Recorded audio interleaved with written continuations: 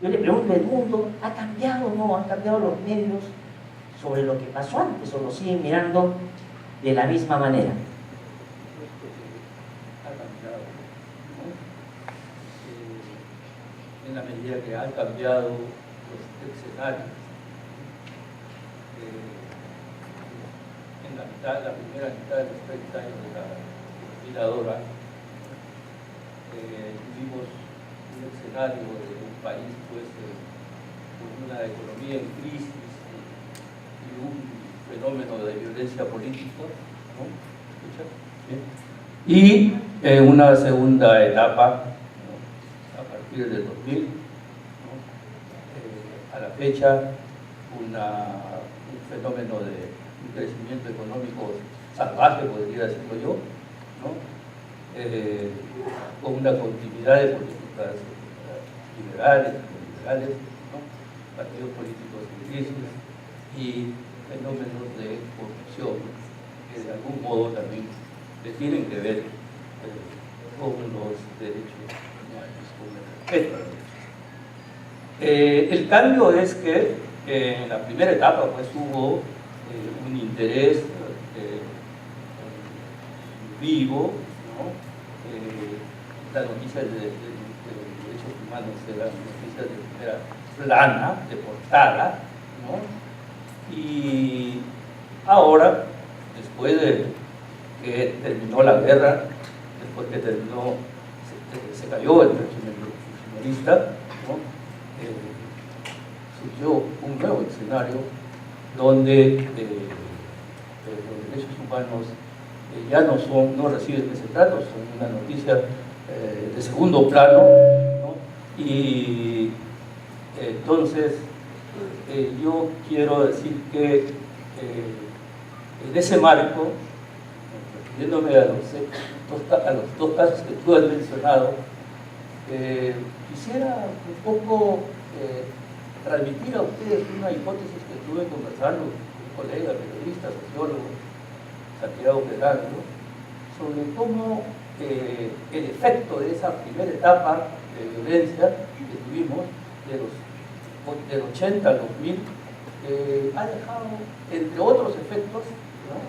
Que a veces no percibimos con agudeza, una especie de proceso de conservadurización, de tendencias conservadoras que se manifiestan a nivel de toda la sociedad, pero particularmente a nivel de la élite política, de las élites empresariales, inclusive. Y yo creo que esos dos casos que tú has mencionado son precisamente expresión de ese proceso, que en lo que se refiere a derechos humanos tiene como rasgos característicos una subestimación, ¿no? Una subvaloración de los derechos humanos, ¿no? Hay en esta actitud en relación al caso de esta exposición artística,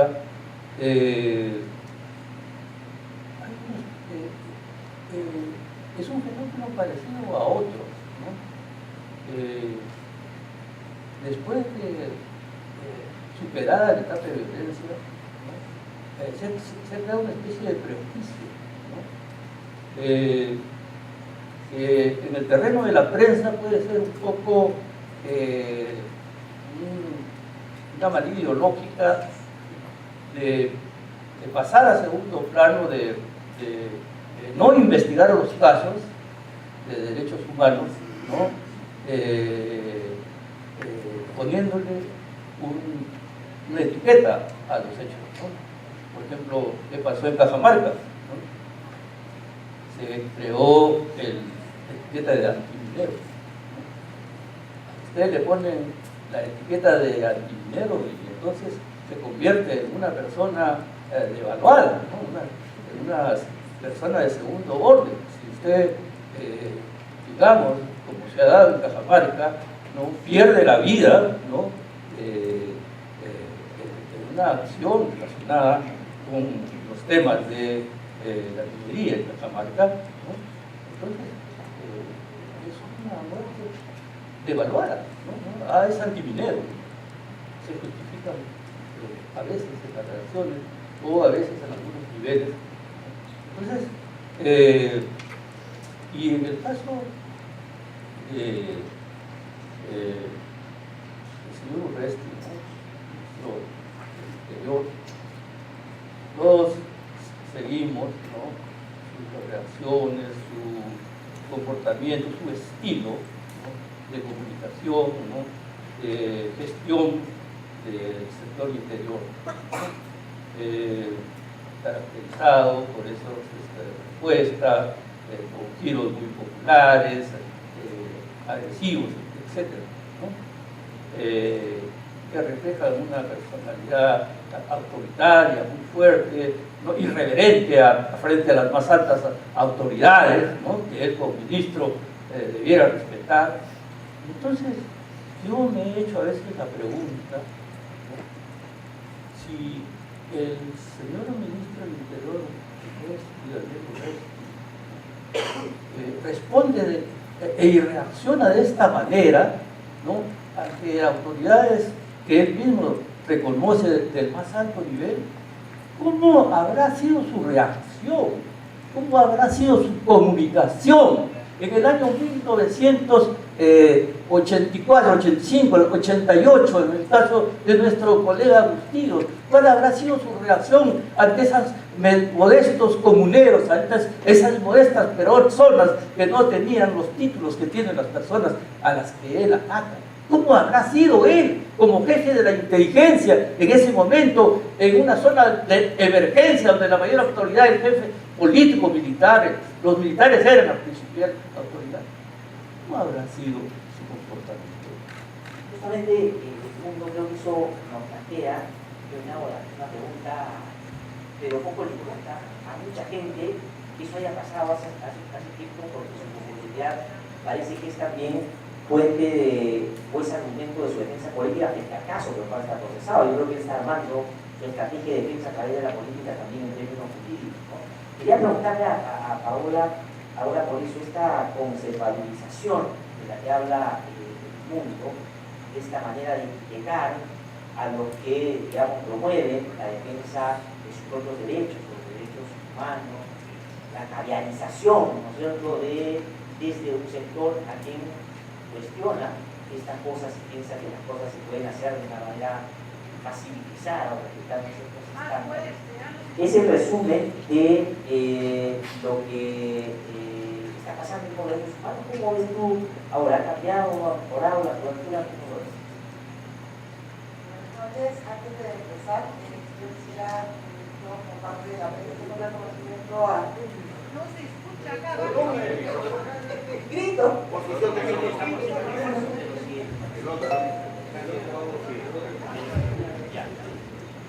Hola.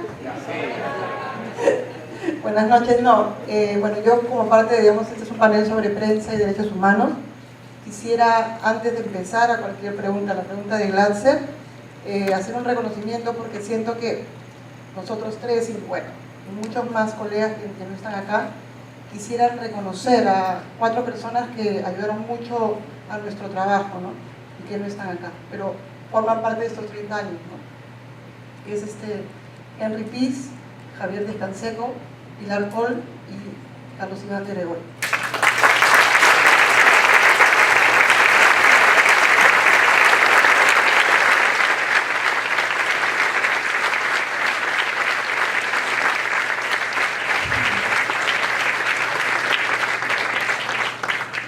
Urresti, ¿no? Para nosotros, para mí, es una afrenta desde el nombramiento de Urresti, porque nosotros lo conocíamos como el minero ilegal, el jefe de la minería ilegal. Cuando se revela este tema, siento que en democracia, desde el 2001 hasta ahora, tenemos muchas deudas en el tema de la guerra interna, de reconciliación, pero todos, ¿sabes?, las deudas que tenemos, cada cierto tiempo surgen como pulsiones, ¿no? Y el tema Urresti ahorita es un tema como una pulsión, una pulsación, no sé, porque tenerlo de ministro del Interior, sabiendo que está investigado por un asesinato de un periodista, de un personaje que yo hice una biografía hace muy poco que todavía no ha salido, que se fajó para informar a la gente desde Huanca, no Huamanga. Formó la primera redacción, puso el primer teléfono, tenía su equipito de 15 personas, se fajó, no le importaba informar, estuvo preso varios meses, lo torturaron, volvió a Huanta, en caretas, digamos, lo protegían, pero desde Lima no se puede proteger todo lo que él ha hecho en Huanta, toda la escuela que forjó en Huanta. Entonces, para mí, ver a su hija, que es periodista, que vive en Venezuela, a su mujer, digamos, cargando este peso de verlo a este señor en todos lados, ¿no? Es de verdad, para mí es una afrenta y me da pena que no podamos hacer más desde donde estamos, ¿no? Para que no esté ese señor allí. O sea, en otros países esta noticia es una noticia de primer nivel, entonces nos muestra que aquí la conservadorización, que muy bien ha definido Edmundo, nos ha ganado la batalla, pero lejos, o sea, nos ha ganado esa batalla y está ahí, o sea, él es ahí, lo vemos en todos lados, sus tweets, lo que dice, su patanería, todo. Entonces, Urresti digamos, una de las peores muestras de que nos falta muchas cosas que conciliar con la democracia en estos tiempos, ¿no? Y una de las cosas que creo que deberíamos hacer, además digamos, de estar cubriendo lo que se dice que es la noticia, ¿no? Que son sus tweets, donde habla desde la infidelidad de la García hasta de cómo amaneció, ¿no? O de quiénes son los dioses o diosas del periodismo para hacerse el cachoso, el machista, etc. Siento que falta profundizar en este personaje llamado Daniel Urresti como un gran enigma de todo, cómo habrá sido pues en el 84, en el 85, trabajó, o sea, hay preguntas, porque yo creo que ahorita Urresti es un gran enigma. Trabajó o no con Huamanga Ascurra, porque es de la era de comunicaciones, es experto en operaciones psicológicas, todo lo que se dice, digamos, es cierto. ¿Habrá presión o no habrá presión en el caso para ponerlo de testigo y ya no ponerlo de inculpado? Entonces, es un caso que está ahí, y lo vamos a tener, yo me imagino, por su popularidad por mucho tiempo más. Entonces, las deudas de los periodistas ante él son esas, no son informativas. Pero además, en ese contexto, surge también lo de la cautiva, ¿no? Este intento de censura que al final retrocedieron y no retrocedieron, donde también el lenguaje vuelven a ganarlo los militares, ¿no? O sea, sale Roberto Quiabra, una persona que la verdad es que a mí yo no lo tenía en ese concepto así tan cavernario, ¿no? Diciendo esto es un insulto para las Fuerzas Armadas. Bueno, Tubino, que normalmente siempre es, digamos, muy vinculado hacia el fujimorismo, diciendo casi lo mismo, o sea, sintiendo que nos están insultando, y todos se suman a esta ola en la cual nosotros ya ni siquiera desde el arte podemos hacer alguna voz diferente, ¿no? Entonces cualquier cosa que uno diga es al toque te motejan, ¿no? El mote famoso de o eres caviar, o eres terruco, o eres proterruco, y en redes sociales ni les cuento, o sea, lo que a uno le dicen en redes sociales, o sea, va para cualquier nivel en el cual ya no tenemos espacio para hablar. Y antes de seguir, o sea, digamos, con las preguntas de Glatzer, es que este tema, por ejemplo, este personaje que se llama Marta Meyer, porque no sé si existe en verdad, porque es surreal, que está en Twitter, hace eso, te mete un adjetivo muy fuerte con el fin de multiplicarte por 0, o sea, que tu voz ya no se escuche. Yo te dije, ya tú eres caviar, miserable, progre, rojirrojo, no sé, ya no saben qué decir, y con eso yo te anulo y ya no me importa lo que tú pienses, porque yo ya te motejé. Y eso es realmente el diálogo en este país en estos días, ¿no? Donde yo ya no quiero dialogar, sino te quiero anular. No tienes por qué decirlo, no sé qué, etc. Entonces, sí creo que en democracia hay muchos retos y, digamos, la Coordinadora de Derechos Humanos estaba ahí para las peleas durísimas hasta el 2001, y ahorita tenemos otros retos en los cuales uno de los principales, sobre todo creo ahorita que tenemos que hacer, es buscar que se puedan crear otras voces, ¿no? Más allá de este conservadurismo y esta cosa en la cual nos dicen tienes que pensar así y hacer esto, hasta nos dicen cómo informar o qué decir. Creo que ese es el reto, ¿no? Multiplicar las voces y que esas voces en verdad abonen a un mejor oxigenamiento del ambiente.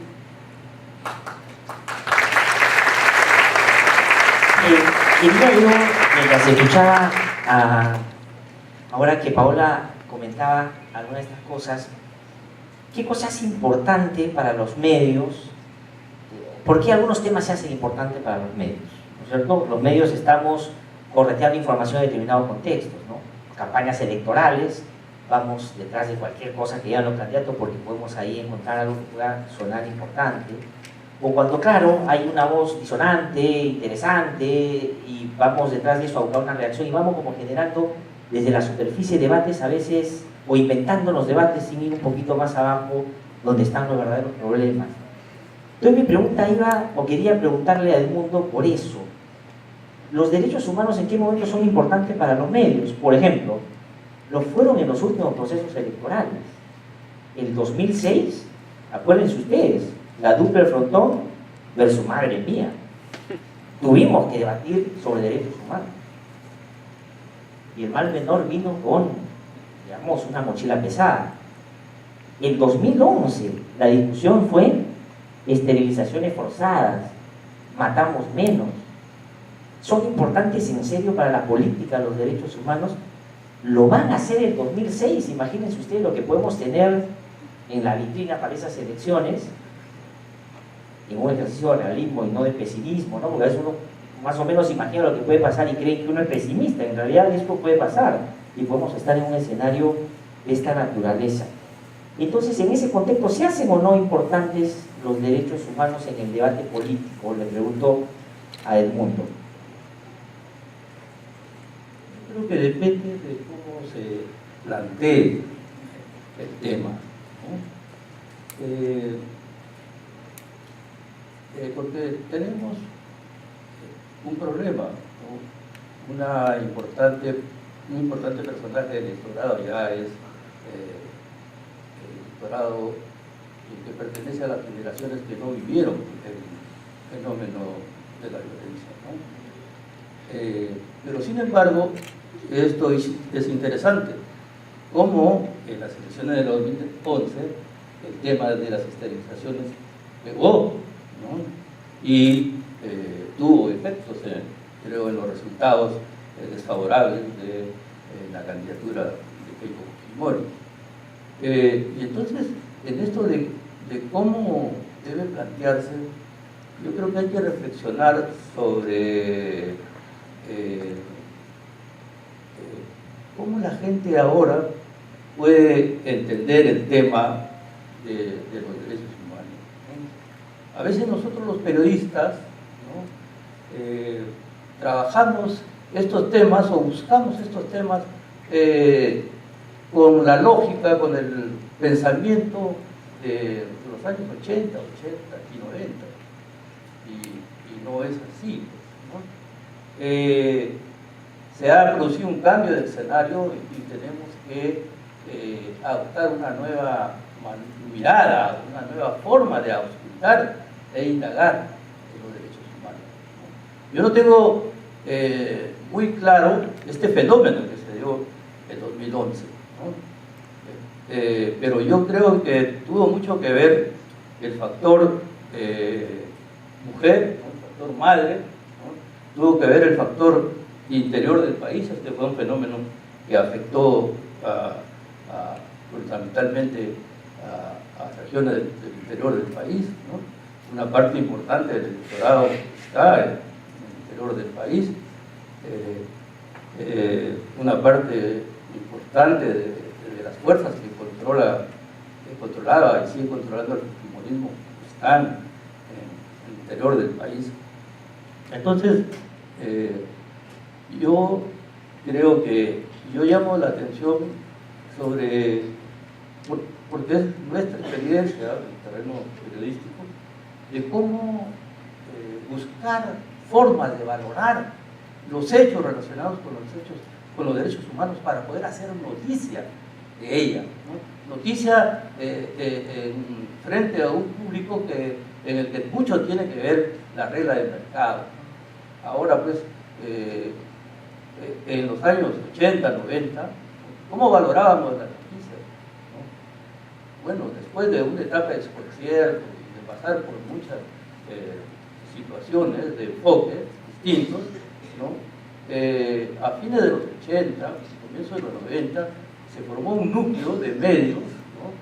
Que comenzaron a hacer un tratamiento mucho más independiente, mucho más profesional, mucho más investigativo de los fenómenos de la violencia, ¿no? Y los resultados fueron una serie de hallazgos, descubrimientos, destapes, ¿no? que tuvieron que ver, jugaron su papel en la situación política, ¿no? Esa era una realidad diferente, era un contexto diferente. La situación era tal que el tema de la vida, el tema del derecho de la vida se convirtió en la cosa fundamental, no podía eludirse, no podían eludirlo inclusive los grupos de poder, ¿no? Los sectores empresariales, porque el respeto a los derechos humanos pasaba, ¿no? Por el camino de buscar la derrota del terrorismo, buscaba por llegar a una situación de estabilidad, de pacificación, de estabilidad del país, ¿no? De recuperación de la economía, de condiciones favorables para la atracción de las inversiones, ¿no? Entonces, eso explica por qué en esa primera etapa, en esa primera mitad de la vida de la coordinadora, ¿no? Los derechos humanos son noticias de portada, ¿no? Y ahora no, porque ya no hay guerra, ¿no? Pero sin embargo, quedan efectos que a veces no señalamos, no captamos con mucha claridad, ¿no? Y, por ejemplo, tenemos un presidente que fue electo, según se cree, por apoyo de corriente de izquierda, y eso efectivamente es cierto. Pero si nosotros analizamos las encuestas y leemos las respuestas a la pregunta ¿por qué usted votó por Ollanta Humala?, encontramos que un 48% votó por razones de seguridad. Por razones de seguridad. Porque la época de la violencia nos dejó un trauma a todos. Y eso se ha reforzado, bueno, con una serie, con un fenómeno ya de delincuencia. Ahora el tema de seguridad sigue siendo un tema fundamental. La gente eligió a Humala también en parte porque era un militar, porque le dio una sensación de seguridad. Ese autoritarismo de que hablan los sociólogos, ¿no?, que tenemos como un rasgo significativo de la sociedad peruana, es interesante. Entonces, ahora es distinto, ¿no? Ahora es noticia lo que más gusta, lo que más vende, ¿no? Lo que interesa a ese crecimiento económico salvaje, ¿no?, que no respeta derechos. Y ojo, por ahí va el tema, que no respeta derechos, ¿no? La defensa de los derechos tiene ahora otra cara también. Aparte de que en la agenda de los derechos humanos hay una agenda pendiente, ¿no?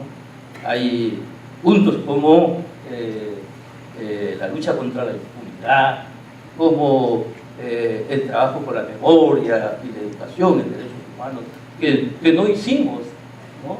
Los periodistas, el periodismo de los años 80 y 90, no hicimos campañas de educación sobre qué son los derechos humanos. Los derechos humanos es un concepto, como me dijo en una entrevista en una ocasión el sociólogo Julio Kotler, ¿no? Los derechos humanos nacieron en ese informe. En el Perú nacieron en ese informe de la Comisión más valiosa sobre el Churacay. Ahí se introduce por primera vez el concepto de derechos humanos, ¿no?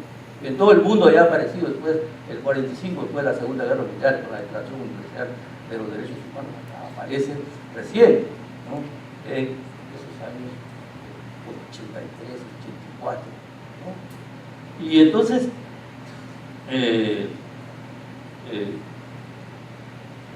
yo pienso que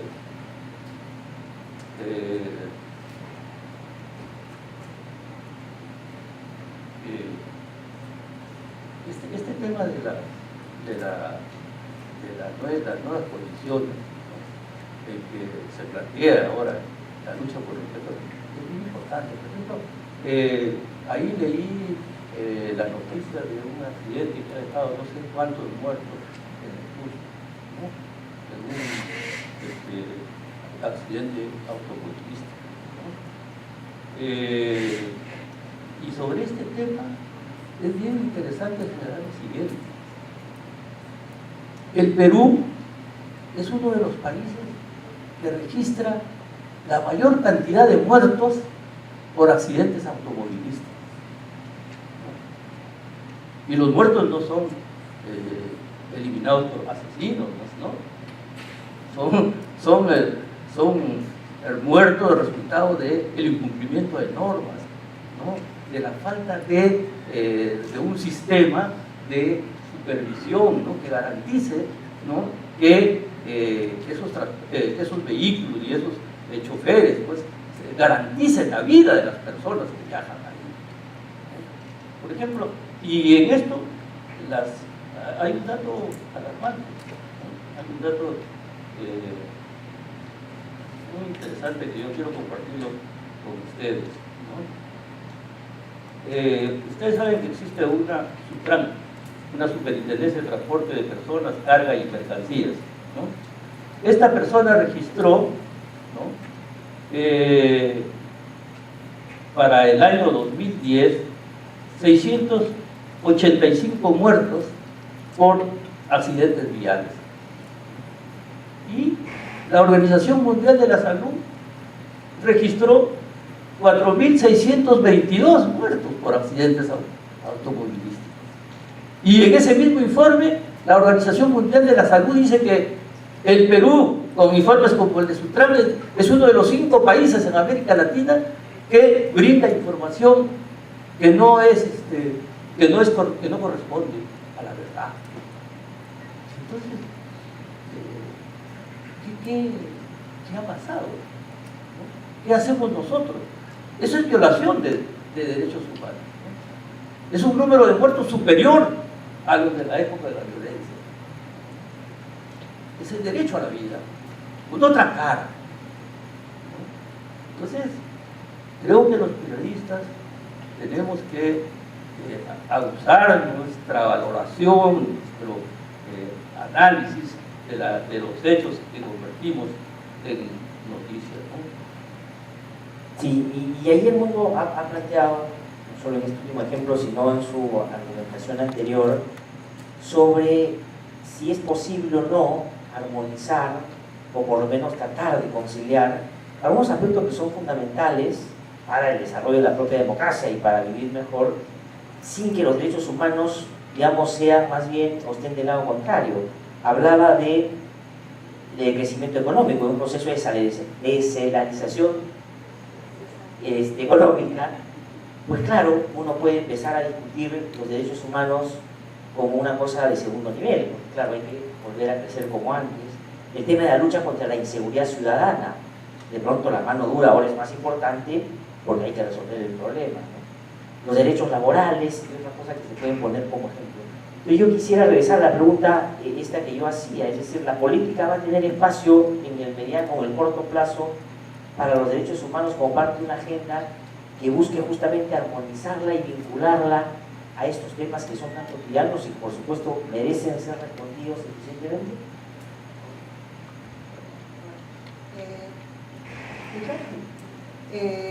Sí, bueno, lo que hay también en los últimos, desde el 2001, que eso más lo han desarrollado los economistas que nosotros, en prensa, es que los derechos, los economistas que investigan estos temas, que son pocos, cuánto se nos ha cercenado los derechos en el sentido de ubicar al Estado como un Estado abusador, ¿no? O sea, vas a Telefónica, vas a las AFPs, la ley laboral, vas a cualquier entidad y chao, o sea, nadie te trata bien, todo el sistema está hecho para cercenarte los derechos, ¿no?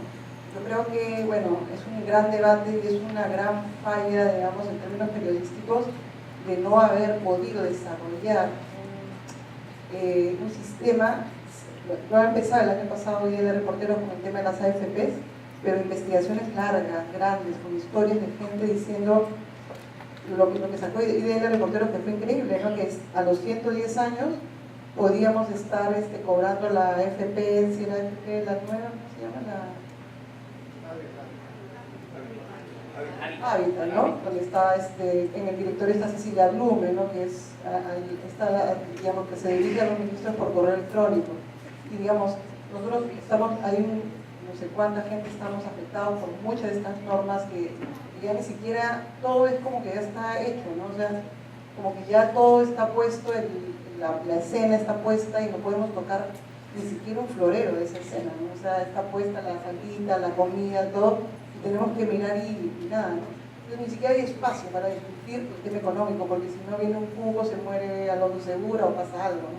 Entonces sí creo que en el tema económico es el gran debate de estos tiempos, con miras al 2016, sobre todo como ha anticipado Glatzer, que Keiko Fujimori y Alan García están por llegar o están, digamos, candidateando, ¿no? El tema económico va a ser clave, ya no es, digamos, la guerra, el lenguaje, pero además yo sí creo que en democracia no solo de economía vive el hombre, ¿no? Entonces yo sí creo que tenemos muchos debates que hacer desde democracia en temas que no hemos desarrollado desde el conflicto interno, ¿no? Para mí es preocupante, no sé, o sea, tener tanta lejanía desde el lado de derechos humanos, donde yo me ubico, con las Fuerzas Armadas, ¿no? O sea, ya no hay discusiones, ya es como que somos dos espacios separados, cortados, ¿no? Ya ni siquiera buscamos, al menos buscar una manera de hacer un diálogo con las Fuerzas Armadas del tema más nimio, en el cual podemos quedarnos de acuerdo. Y ahí voy al tema donde yo creo que, por muchos motivos, porque sé que hay muchos motivos, de que el lugar de la memoria está prácticamente abandonado. O sea, el lugar de la memoria en este momento ahorita, la Cancillería no daba el presupuesto para que funcione y está cerrado. No tiene ni agua ni mantenimiento.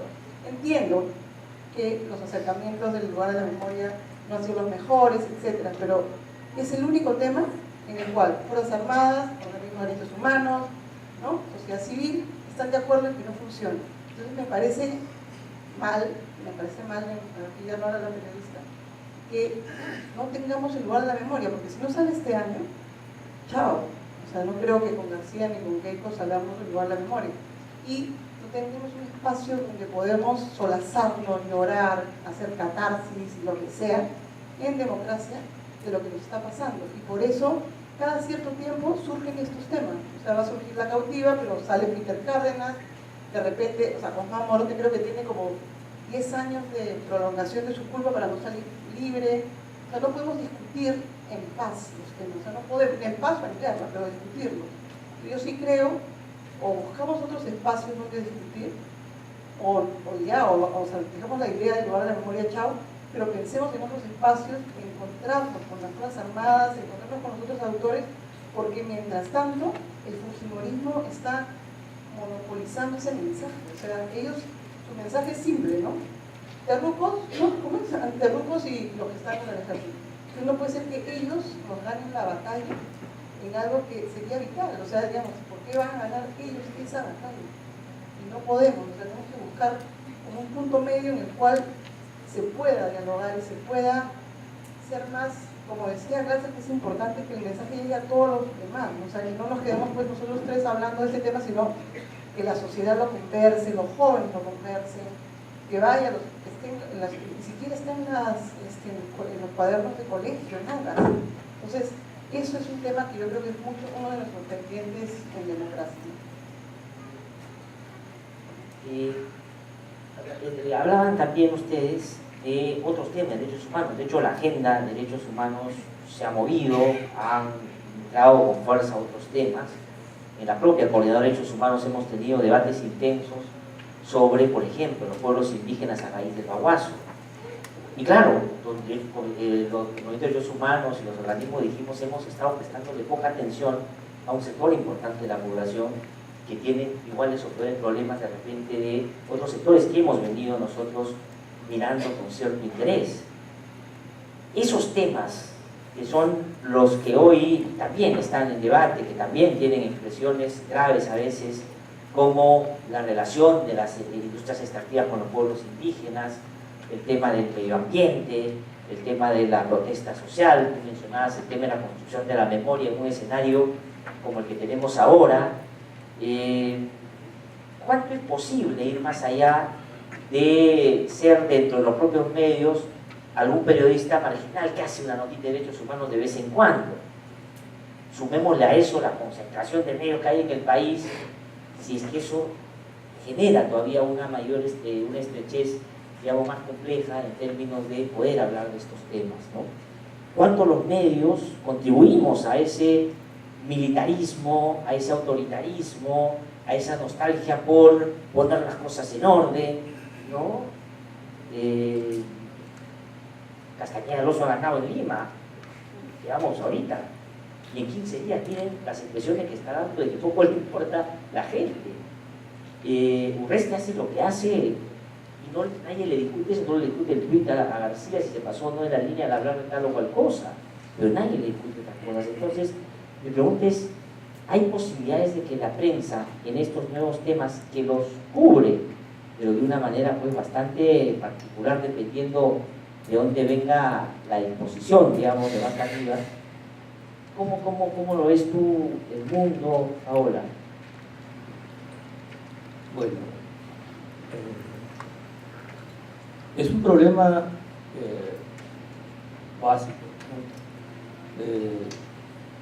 La propiedad, el régimen de propiedad de los medios tiene que ver con la orientación de estos, sobre todo cuando tenemos un régimen como el que se ha dado en el Perú, que a nivel de la región es el de mayor concentración de medios en un grupo económico, familiar, ¿no? Yo creo que hay que, bueno, eso es una lucha de los medios, también una lucha de los periodistas, también una lucha de la población, de combatir esa concentración, porque es también una lucha que forma parte de la agenda democrática, ¿no? Ya, pero yo creo que no podemos quedarnos en una actitud pasiva por esa situación, ¿no? Hay que trabajar por nuestros objetivos, sea periodistas, sea promotores de derechos humanos, dentro de esta realidad, ¿no? Y en ese sentido yo recuerdo lo que ha ocurrido en el último proceso electoral del año pasado, en comparación con los procesos electorales anteriores. En el último, no han sido los grandes medios los que han hecho las importantes investigaciones, ¿no?, que han marcado han tenido algún efecto en el proceso electoral. No han sido los grandes medios, han sido los medios independientes, digitales, ¿no?, nuevos, que han surgido, ¿no?, y que jugaron en ese caso un papel importante. ¿Quién hizo, ¿no?, esa investigación de revisar unos 10.000 fichas de la hoja de vida que habían declarado los candidatos? ¿Quién hizo esa investigación de revisar otros tantos miles de fichas de las declaraciones juradas de los funcionarios públicos, ¿no? La hicieron grupos independientes como El Útero, grupos independientes como Ojo Público, grupos independientes como IDL Reporteros, ¿no?, medios como Hitler en sus 13, ellos son los que hicieron las investigaciones más importantes, que jugaron algún papel, ¿no? Entonces, yo creo que es cuestión de alianza, ¿no? Esos medios hicieron esa hazaña por una política de asociaciones y de alianzas, ¿no? El Útero se asoció con un grupo de desarrolladores y ambos se asociaron con la ONG Transparencia y obtuvieron las hojas de vida del Jurado Nacional de Elecciones, ¿no? Y yo creo que también no hay que subestimar las posibilidades que nos puede abrir la gran concentración. Aquí tengo un informe muy interesante, ¿no?, que con una información que se pierde.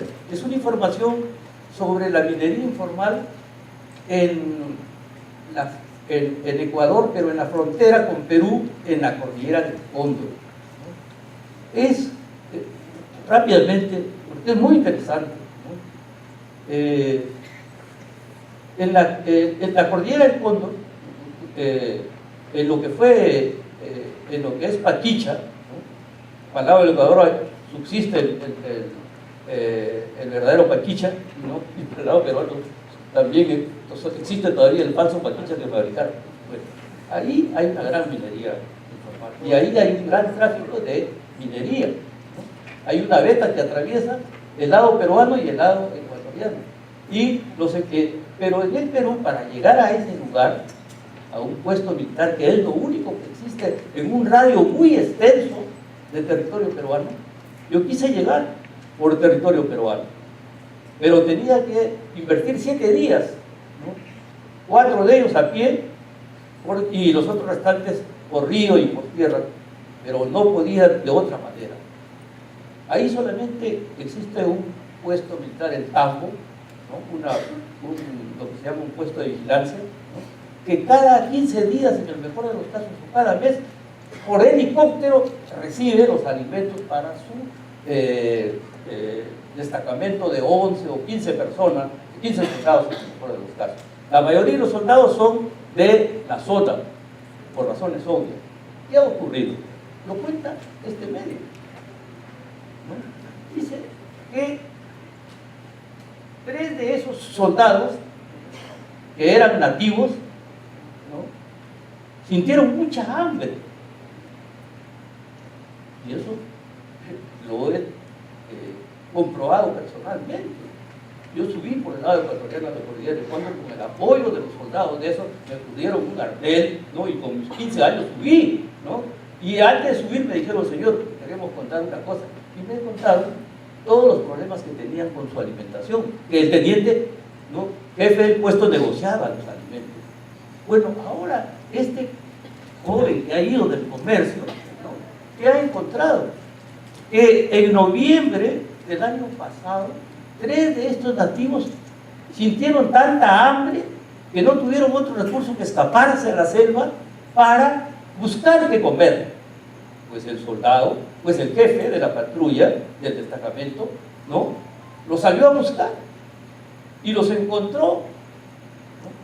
Y los mató a los 3. Eso está descrito acá con nombre y todo. Ha sido publicado hace una semana, ¿no? ¿Y qué ha pasado en este país? No ha pasado nada. Es una violación, ¿no? De derechos humanos perversa, pavorosa, ¿no? Y sin embargo, no ha pasado nada. Y aquí aprovecho para decir que yo creo que algunos casos así relacionados con la policía también que también implican derechos humanos. Yo creo que tenemos que indagar. Este es un caso que se presta para seguirlo. De hecho, lo vamos a seguir, ¿no? Pero eso es lo que tenemos que buscar. Le podemos sacar la vuelta a la gran concentración y desarrollar sus propias, porque eso es lo que hay que hacer. No solamente salir, denunciar, sino hacer seguimiento y profundizar la investigación. Sí, pues, ahora en el comercio pasa que depende de quién edite el día, ¿no? Habría que ver qué día es, porque ahí puede contrabandear algo de repente importante. Paola, tenemos que ir terminando ya, porque digamos una conversación que puede tener más temas, por cierto, pero quería reflexionar sobre estos nuevos temas.